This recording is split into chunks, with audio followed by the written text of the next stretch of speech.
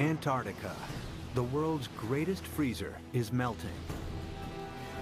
Trillions of gallons are draining into the oceans. Sea levels are rising. It's happened before, and it's happening again right now. It's not a question of will sea level rise a large amount. It's only a question of how fast that will occur. How will humans fight back before our cities are inundated? Holding off the sea will be the major employer of the world by 2100. Massive levees to defend our coastlines. Floating towns and cities. Vast dams connecting continents. It's our greatest challenge yet, Earth underwater.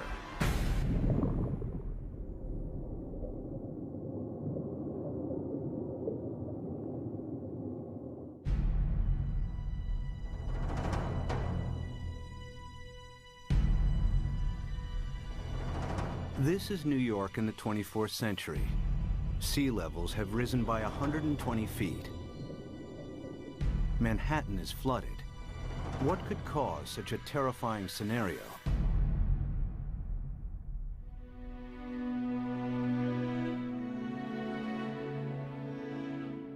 The answer lies here, in Antarctica, where vast amounts of frozen water are locked up in ice.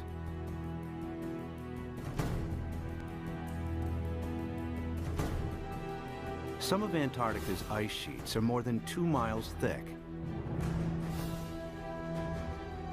If melted, this ice would dramatically raise sea levels. And the melting has already started. Taxi Jackson, please.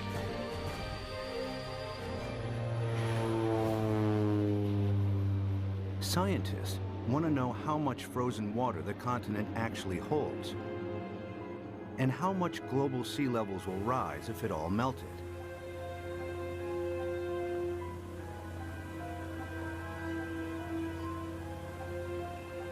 Specially equipped aircraft send radar beams deep into the ice, which reflect off the bedrock and measure the depth of the ice sheet.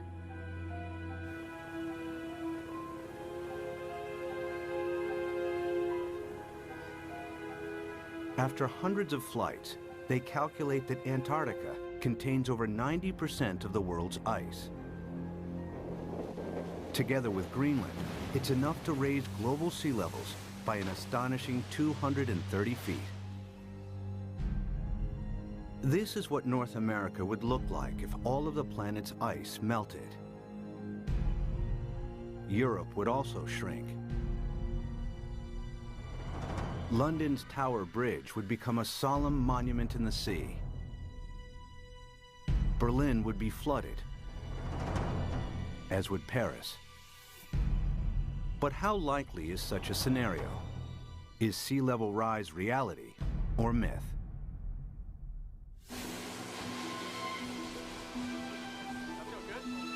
Professor Peter Ward is a paleontologist and astrobiologist. He's written extensively on the history of life on Earth.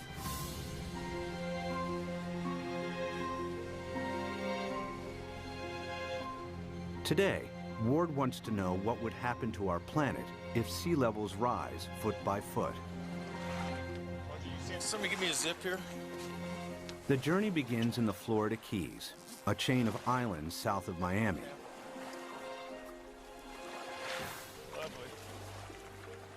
He's looking for clues from the past that may help predict the future of our planet. All right, guys, you want to go swimming? You ready?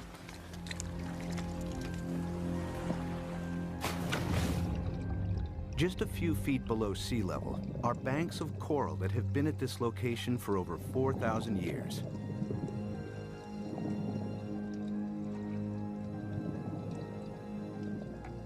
During this period, sea levels have been stable, not just in Florida, but around the world. Who's going swimming with me? Come on, boys. But it hasn't always been like this.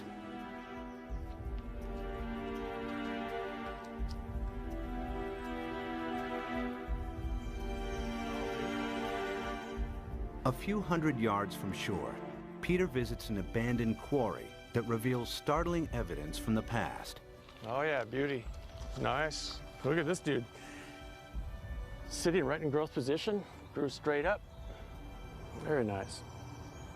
I came here at a very young 23 years of age. Our professor brought us to this quarry and said, this is a perfect reef, and it is. Look at this big coral sitting right in place. This is how corals grow straight up. And not very far offshore from us, we have these same corals living in place. And these things have to live in at least 10 feet of water. So we're sitting here. There's not been any volcanism. Nothing has lifted Florida up. How could you get this coral this high up in the air now, unless you had sea level, at least another 10 feet above this? It was the first indication to me that sea level, which I knew had gone down and come up, but I had never thought that it could be higher than it is now. If history repeats itself, our coastal cities would be inundated. Sea level rise is not a myth. It could happen again, just as it's happened before.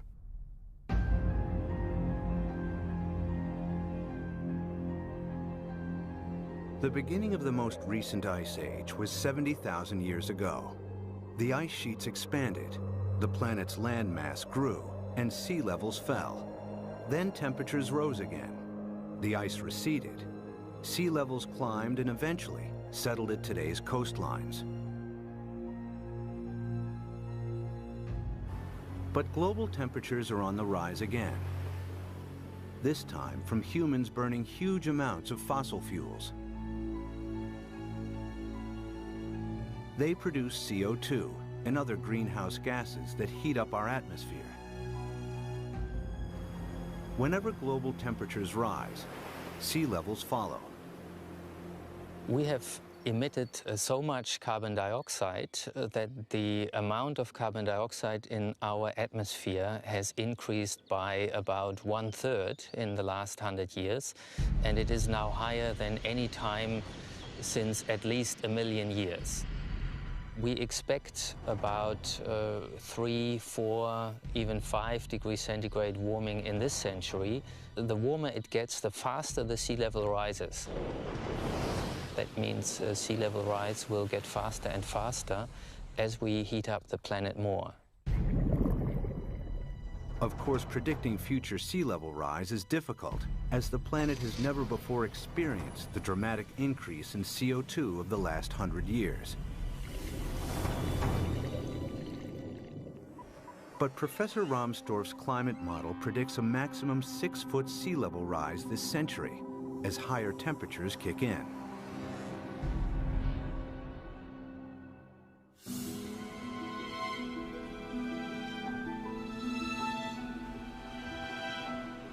One city that would face inundation this century is Miami, Florida. Just a few feet above sea level, it has virtually no defenses against a rising ocean.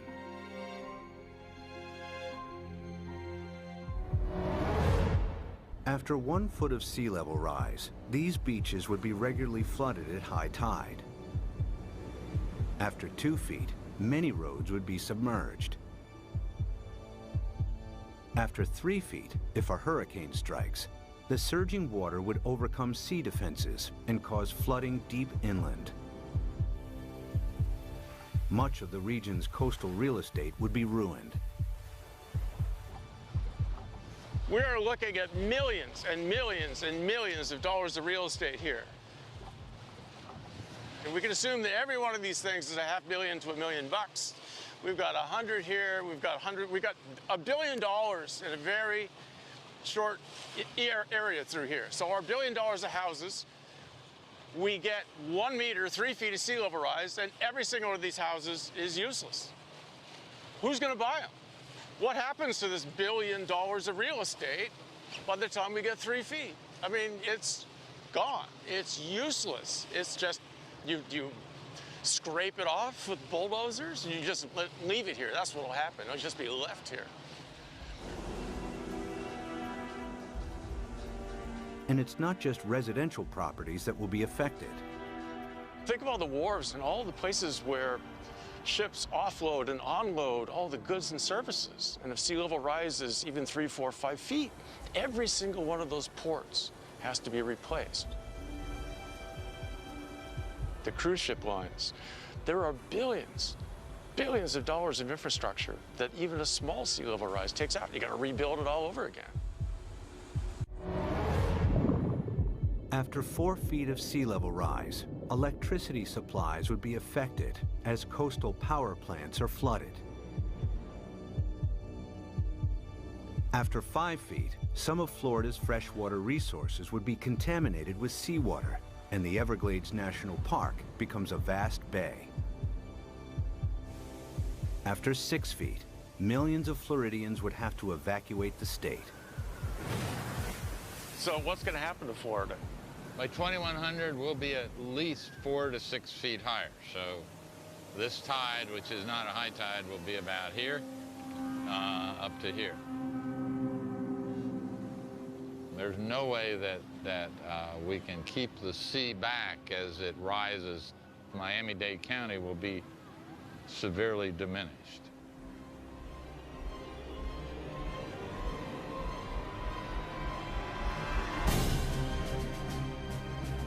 By 2100, after 6 feet of sea level rise, Miami would look like this.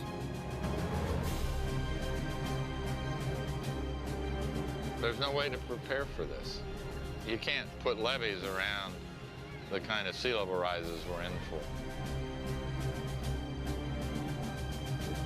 We're a city that's only a little over 100 years old.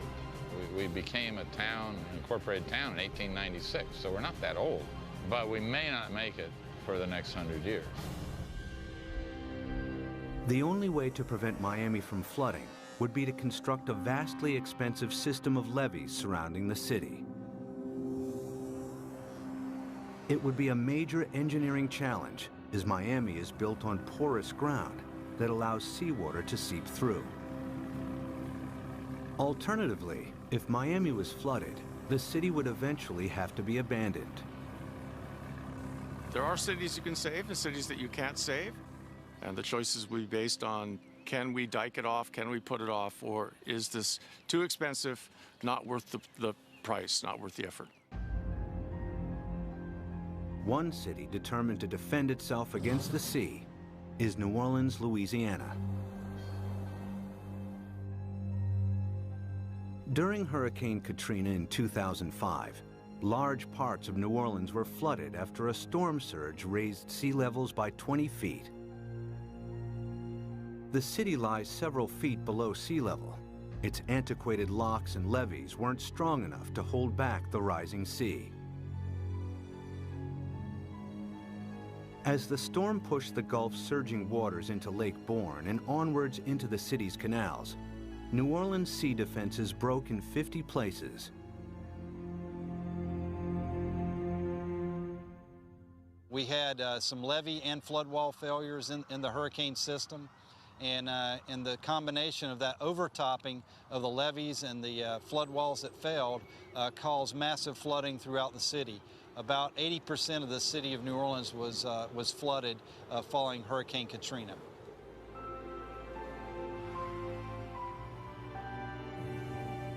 It took weeks before the floodwaters were pumped out and residents were able to return.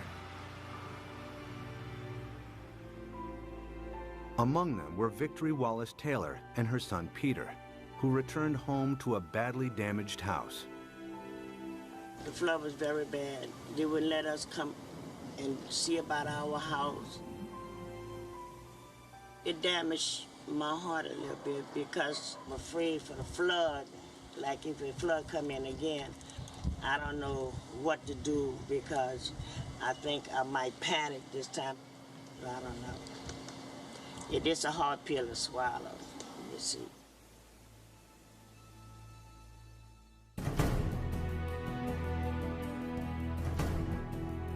To prevent New Orleans from flooding again, the U.S. government is investing billions of dollars in the city's sea defenses. Along the riverbanks, the U.S. Army Corps of Engineers is strengthening New Orleans' levees and locks. Their work here provides future insight into the kinds of construction that may be needed to protect coastal cities around the world against rising sea levels. We learned a lot of key lessons, and some of the key lessons learned were incorporated into the designs for the Greater New Orleans Hurricane Storm Damage Risk Reduction System. And that system is a series of many different aspects. It has flood walls, it has pump stations, it has levees. There's the series that we call the multiple lines of defense. New Orleans defense takes a unique approach against the rising water by confronting the enemy itself. The flood surge that broke its sea defenses approached the city from Lake Borgne, a lagoon east of New Orleans. It's here where the U.S. Army Corps of Engineers is focusing its efforts. What we've done now is we moved the defense of the city out. We're about 12 miles from downtown, about 8 miles away from the 9th Ward, which is flooded. What we've done is we moved the protection from downtown, the heart of the city, left it in there, improved it. We've moved all the way out here, 8 miles out to the edge of Lake Borgne, where we now have this brand new structure which works as a primary line of defense. New Orleans is made up of the best topsoil from the United States that came down the Mississippi River and built up down here. However, back in graduate school, the whole idea was that the better it is to grow something on, the worse it is to build on. Well, this is the topsoil of the nation down here, so it's the worst possible stuff to build in. What you see behind me is the Hawken. It is a pile-driving crane brought in from Seattle, Washington, across the Pacific Ocean, down to the Panama Canal to New Orleans to build this particular gate and the barge gate. And what we've had to do is go down 60 feet through the newer material down to the old Pleistocene clay, and that is our basis. So the main wall itself goes down to minus 130 feet, and the batter piles that brace it are down to 190 feet.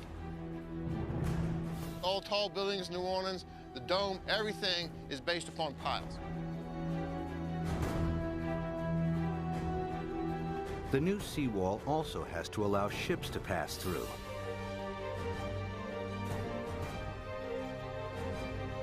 Dry cofferdams are put in place to construct barge and sector gates. The concrete is poured, the dams are flooded, and the gates can be completed.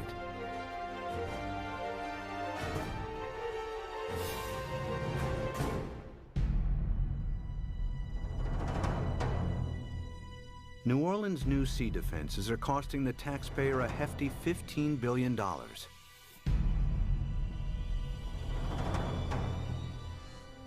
But their design only accounts for storm surges that build from sea levels today.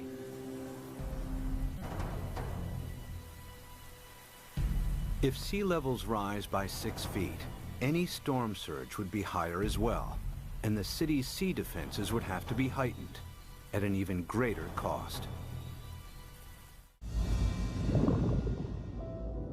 Not every country can afford to spend billions on sea defenses. In Bangladesh, many of its 150 million inhabitants live at or just above sea level. Merely 3 feet of sea level rise will have a devastating effect on the country's population. Turns out the area of the world that would be most vulnerable to sea level rise would be Asia. The rice-growing river deltas in Asia that are very close to sea level. Even a modest 3-foot rise would put half the rice land in Bangladesh underwater. Bangladesh has over 100 to 120 million people, and that number is rising fast. A great deal of its land just simply gets covered by water. And again, once you have salt water coming up, it's not just the land that's covered, it's the intrusion of salt. Even a 3-foot sea level rise wipes out half its rice crop. Their population is going up a third, and their land is being shrunk by a third. You know, you do the math. It's a catastrophe coming at us. Much of Bangladesh is a vast muddy delta that can't be defended. 6 feet of sea level rise spells disaster. It would displace millions, probably at least a few tens of millions of people. Where are they going to go?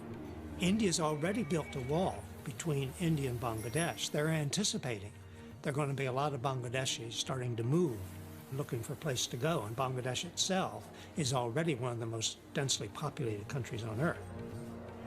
And then there are another 18 or 20 rice-growing river deltas in Asia, the Irrawaddy in Burma, the Pearl River Delta in China, and so forth, that would be affected in varying degrees by the rise in sea level. By the end of the century, cities and coastlines around the world will be under siege from the rising tides. Everywhere, people will be building levees and sea defenses to fight back.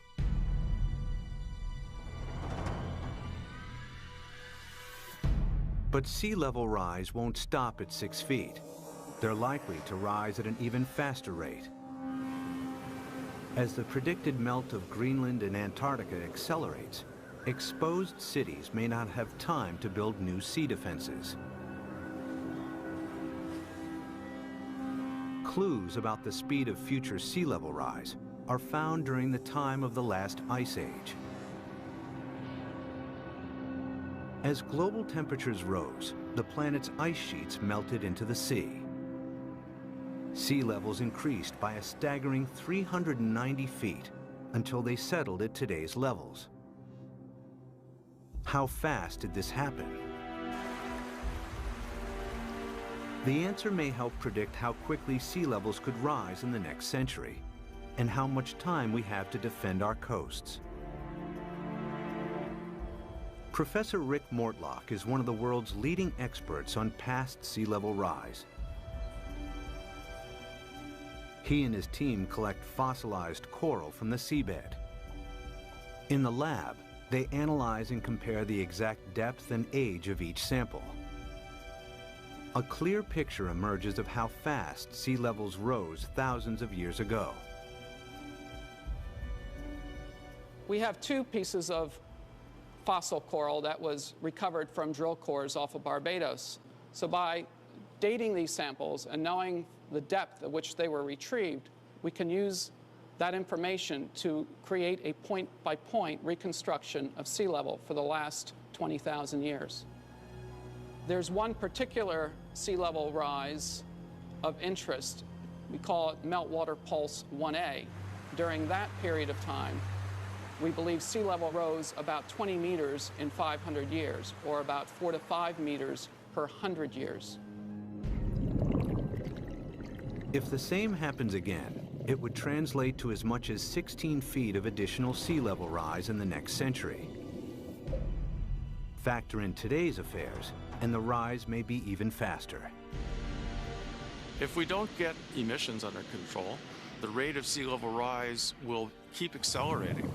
And so in the next century, it's not only that we get the additional 5 to 7 feet that we got the last century, that's going to happen, but we add on to that. So now we're looking by 2200, probably at least 15 feet above, and probably 20. By 2100, the cities will know that they are doomed. The coastal cities, anyway. If the oceans rose with accelerating speed, the planet's most exposed cities may not have time to build adequate sea defenses. Sea levels would rise by 16 feet per century. New Orleans could flood, followed by Miami. Miami's the worst off, and New Orleans, those are two cities that will have to be abandoned, I imagine. As southern Florida is lost to the sea, other coastal regions will also struggle to hold back the tides. Among them is the San Francisco Bay Area, with its 7.5 million people. The San Francisco Bay Area is particularly vulnerable to sea level rise because of our history. Although the bay is big, it's very shallow. 2/3 of it was less than 12 feet deep. So lots of it was filled and reclaimed. We're standing here on reclaimed land, and all of downtown San Francisco, the financial district, is on reclaimed land. We've already seen 7 inches of sea level rise in the bay over the past century. We know this because the longest continuously operating tide gauge in America is at the Golden Gate. So we have 154 years of data.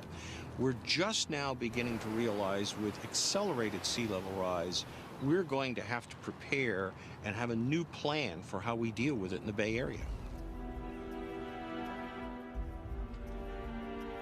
If sea levels rose by an additional 16 feet per century, hundreds of thousands of people would lose their homes in the Bay Area.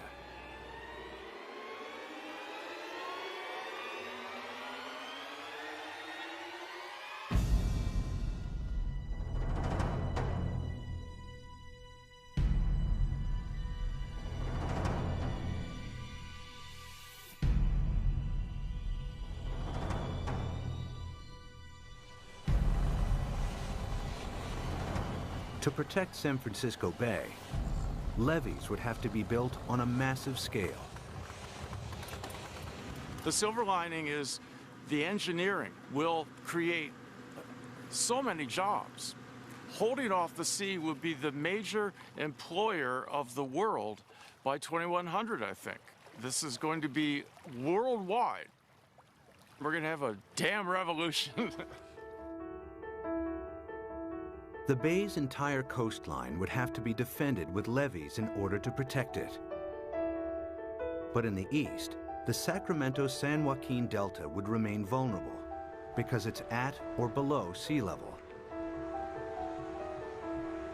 The Delta has some of America's most fertile farmland. The most important part is food.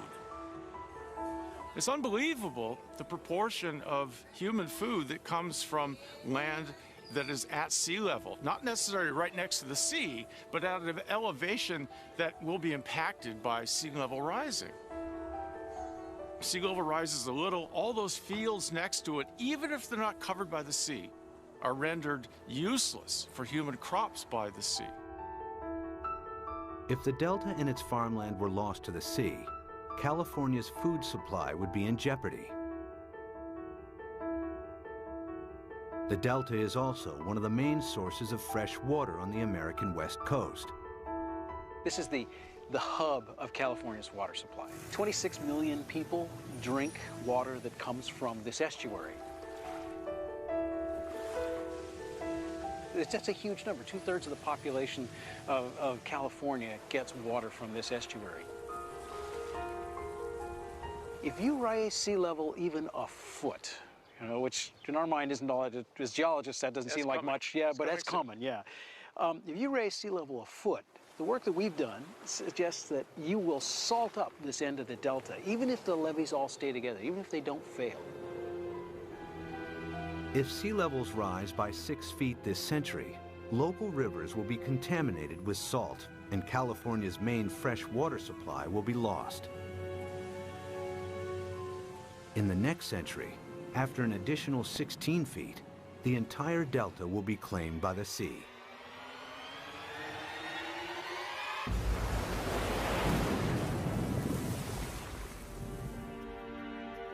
But there may be a way to defend both the Delta and San Francisco Bay.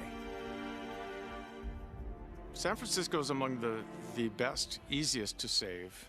The most radical solution would be putting a big dam right across the bay under the Golden Gate Bridge. On the ocean side, the sea is about 130 feet deep. Building a dam would be controversial and would turn the bay into a freshwater lagoon. But at a time of intense sea level rise, some may consider this the best option.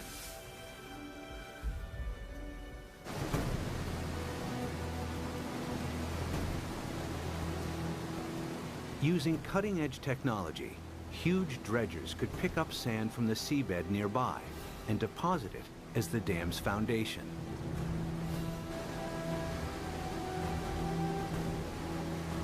The dam's shallow incline would ensure maximum stability against earthquakes, breaking the power of the ocean waves with ease.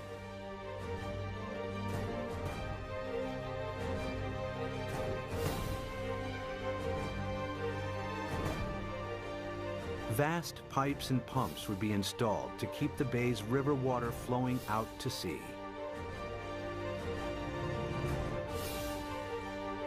The Golden Gate Dam would cost $2.5 billion and could be heightened to deal with any sea level rise in the future. San Francisco and the Bay Area would be saved.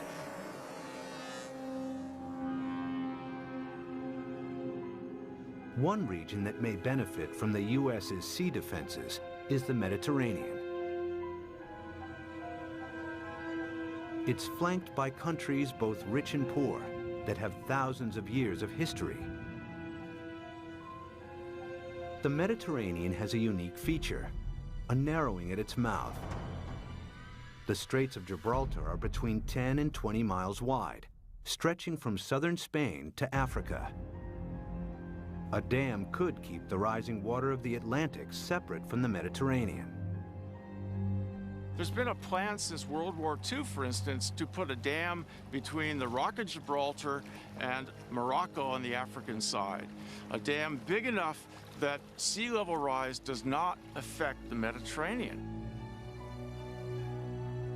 But building a dam here has one major drawback. Every year, the Mediterranean loses 2 feet of sea level through evaporation that is compensated by the inflow of water from the Atlantic. The dam would cut this off. In the case that you build a dam in the Gibraltar Straits, there will not be the flow of water from the Atlantic. So in the case that you cut the flow, so there will be a evaporation, there will not be compensation, and there will be a permanent drop of the water level. After years of evaporation, the Mediterranean would turn into a stagnant saltwater lake. Eventually, the sea would dry out. And if then the sea level would rise, let's say another... Sea defense engineer Peter Janssen maps out possible solutions on how to keep the Atlantic flowing while building the world's largest super dam. I looked at the surroundings. I looked at what may be required to make a closure. And then, well, I thought it may be feasible.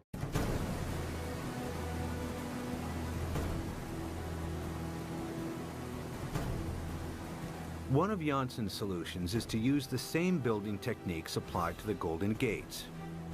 The dam would be 20 miles long and tower 1,250 feet above the seabed, the same height as the Empire State Building. Another solution is to keep the natural flow of the Gibraltar Straits. Huge amounts of Atlantic surface water will flow into the Mediterranean. At a much lower depth, some of the Med's saltier water will be pumped back out again, keeping the sea's salt and sea level stable. The world's greatest super dam would cost $275 billion. The total cost related to what may be the impact for all the cities around the Mediterranean, it seems acceptable. It may be a solution. The Gibraltar Dam would be the world's largest man-made structure, using enough rock to build 1,000 Great Pyramids. Although the dam would cut off the migration of marine life between the Med and the Atlantic, it would save the entire Mediterranean coastline from flooding. It's certainly technologically possible. The old cradle of civilization becomes really the center of civilization. They would be the last coastal cities never affected by sea level rising.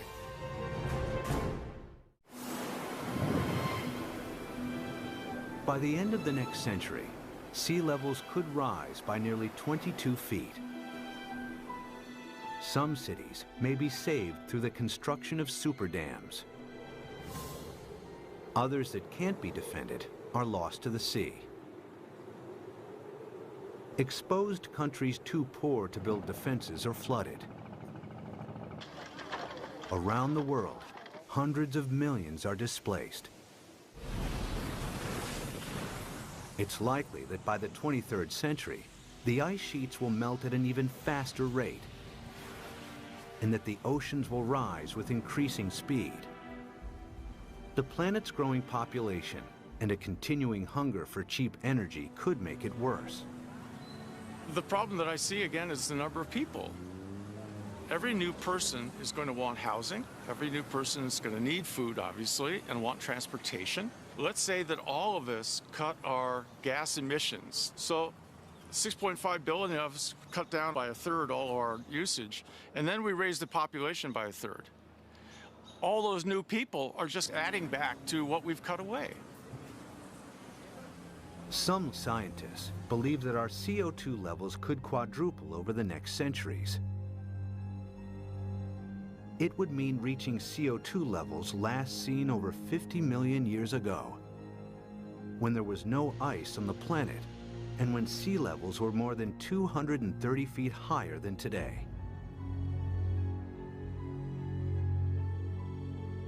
In the worst case, if we are so foolish as to burn all the fossil fuels so that carbon dioxide increases to more than 1,000 parts per million, then there's no question we will melt all the ice on the planet, which would mean a 75-meter or almost 250-foot rise in sea level. It's not millennia. It's not going to take thousands of years. The forcing of humans is so large that it will do the whole job within a timescale of centuries, I believe. This is the worst-case scenario. CO2 levels triple, global temperatures dramatically increase, and the Antarctic rapidly melts. The world's coastlines are eroded as sea levels rise by an additional 50 feet by the end of the 23rd century. One rich city that would struggle to defend itself is London, Western Europe's largest metropolis. Its main river, the Thames, is tidal, and water levels vary by up to 22 feet. The Thames barrier defends the city against storm surges from the sea. If a tide is unusually high, the barrier closes its gates, and inner London is protected. If sea levels rise by 6 feet, the barrier would have to be replaced by a huge seawall upstream. But if they rise by 50 feet per century, there may not be enough time to build adequate sea defenses. It would be a disastrous situation. It would mean you simply can't inhabit the coastal areas because you will have a continually changing sea level. So we really do not want to go down that path.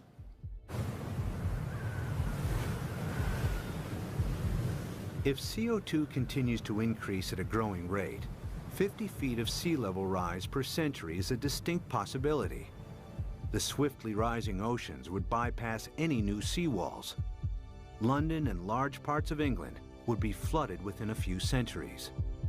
The worst case scenario is when we have maybe 4 to 6 feet within a decade. That's not the kind of thing where you sort of sell your houses and say it's going to be okay. But you're trying to get out of there without drowning. It's going to challenge the existence of civilization. One of London's most famous landmarks, the Tower Bridge, would become a somber outpost in the sea. I mean, there would be a degree of panic that we cannot imagine as each country tried to figure out how it somehow could survive. Rising oceans would seep underneath obsolete levees or breach areas where there wasn't the time or money to strengthen seawalls. The rapidly rising sea levels would soon overwhelm large parts of continental Europe. By the time all of the Antarctic's ice has melted, Denmark, the Netherlands, and large parts of northern Germany and France will be lost. Significant sea level rise may turn Berlin into a coastal town within centuries. Another 100 years, and the city would be lost to the sea. The rising sea would creep up the River Seine and find its way to Paris. With an elevation of 115 feet, the French capital would be vulnerable to sea level rise. After all of the planet's ice is melted, it will flood. The affluent countries would try to protect their borders against millions and millions who would be leaving the areas most severely affected.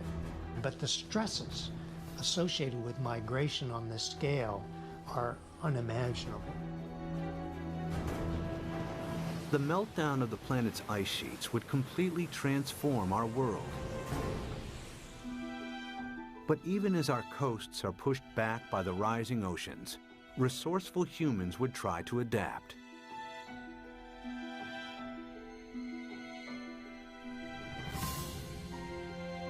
There are already plans to rescue New York.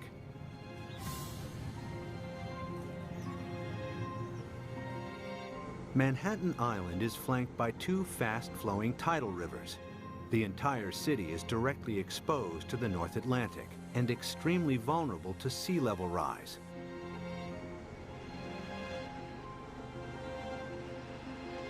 Professor Malcolm Bowman is an oceanographer and expert on the effects of sea level rise in New York.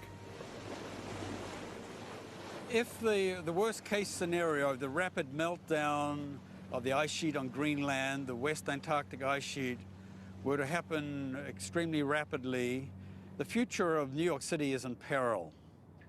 So the city has two options. One, either build massive defenses, or two, start evacuating the city and its population to higher ground. The flooding of New York's underground installations would only be the first in a series of catastrophic events. After the first 6 feet of sea level rise, parts of lower Manhattan would be submerged. If sea levels rise by 50 feet, the water would move into Times Square. Behind me is the Manhattan Bridge, with sea levels rising 250 feet. That bridge would have seawater lapping around the roadway.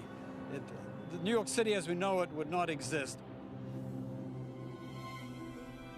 But there is a way that New York might adapt even to extreme sea level rise. The idea is to build on water. Here in the Netherlands are several communities of floating houses. Koen Olthuis is a visionary architect who believes these houses are the beginning of a new trend in design and construction. So what you will see is that people go and design floating apartment buildings and really floating structures like 200 by 200 meters with roads on top of it and with cars on top of it and houses.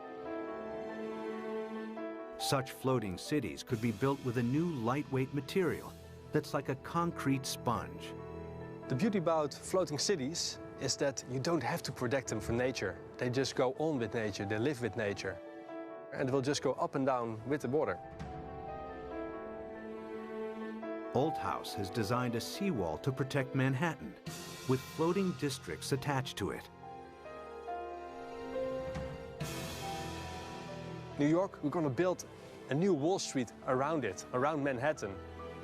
So we can redesign the city around it, or even having floating leisure around it, floating agriculture. A floating New York is still in the concept stage. But one day, this may be the solution for hundreds of coastal cities facing inundation. The best silver lining of the whole thing to me is that it will require a united world. A world war against sea level will have to bring all of the squabbling governments to act together. The sea doesn't care what your national boundary is. It's an equal opportunity flooder. We will have to, as a planet, come at this in a united fashion. Whether it's the construction of massive seawalls or super dams, sea level rise will happen.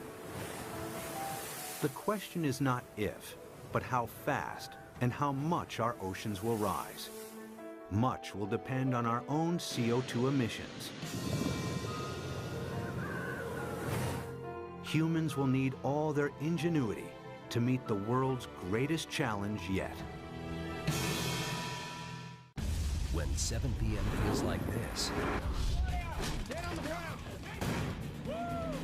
you must be watching the National Geographic Channel.